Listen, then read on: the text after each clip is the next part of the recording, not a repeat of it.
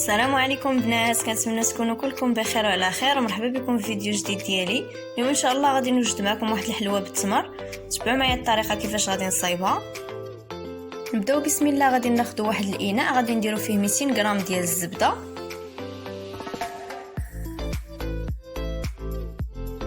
غنزيدو واحد الكاس مع عمرش ديال السكر كلاصي ديال العنبه صافي، وغادي نخلطو مزيان هاد الزبده مع السكر كلاصي حتى كترجع بحال لا كريم.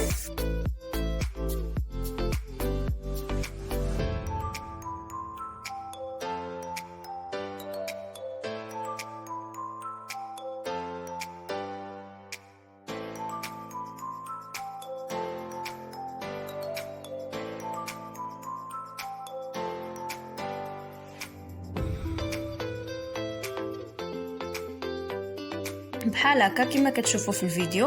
دابا غادي نبقاو نزيدو الدقيق على حسب الخليط.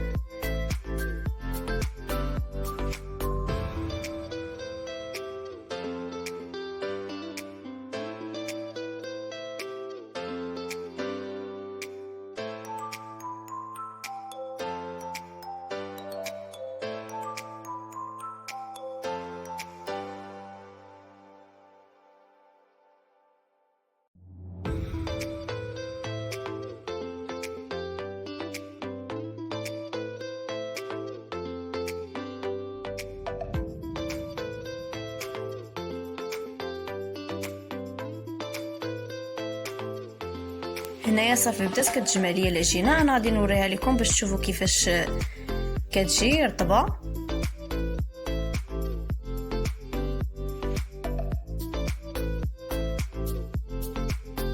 دابا غادي ندوزو، غادي ناخذ واحد الاناء، غادي نديرو فيه معلقه صغيره ديال القرفه، وغادي ناخذ واحد 250 غرام ديال التمر،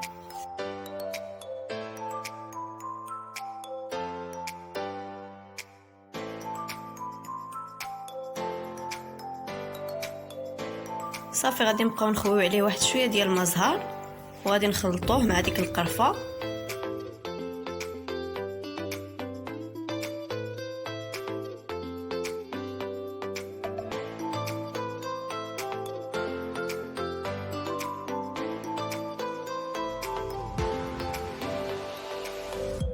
صافي حتى كيولي جاري باش غادي ندوزو باش غادي نخدموه في العجينه.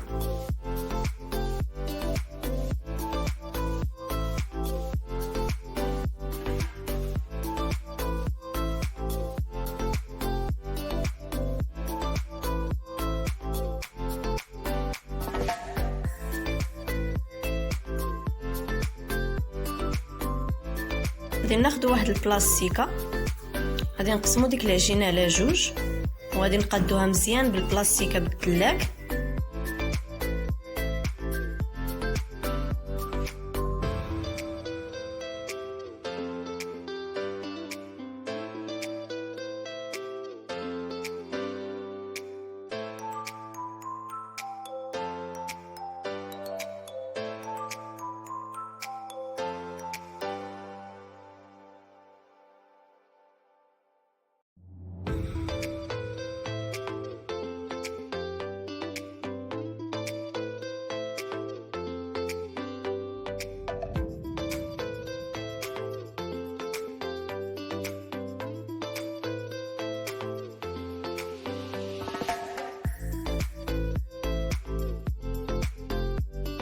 بحال هذا الشكل على شكل مستطيل.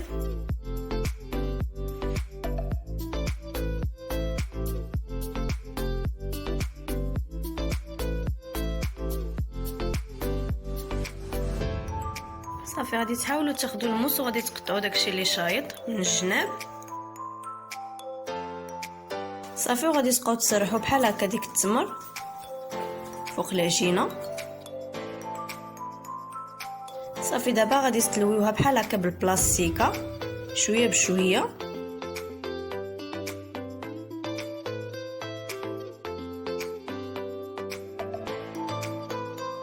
العجينه كتجي هشيشه بزاف، واخا تقطع لكم واحد شويه ماشي مشكل.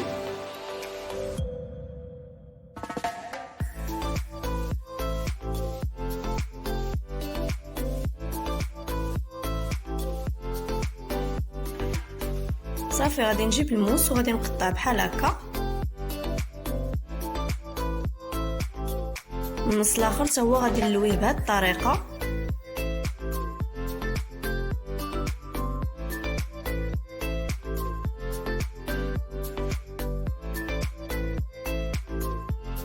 صافي دابا غادي نبقى نقطع بحال هكا على هذا الشكل بحال الشكل ديال المعين.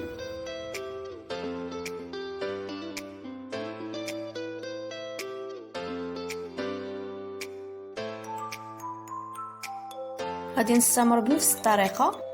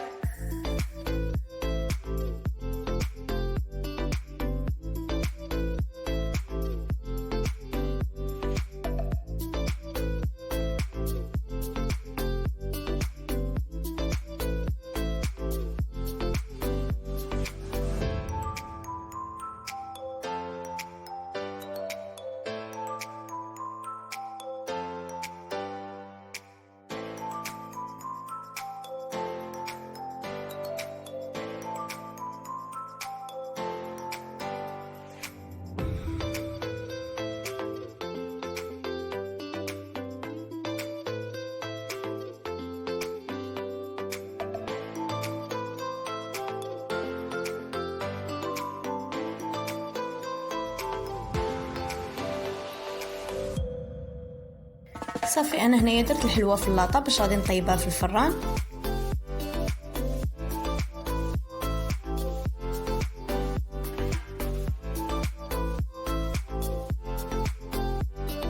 وهذا هو الشكل ديالها من بعد ما خرجتها، كتجي زوينه بزاف. دابا بقى خاصها غير السكر كلاصي.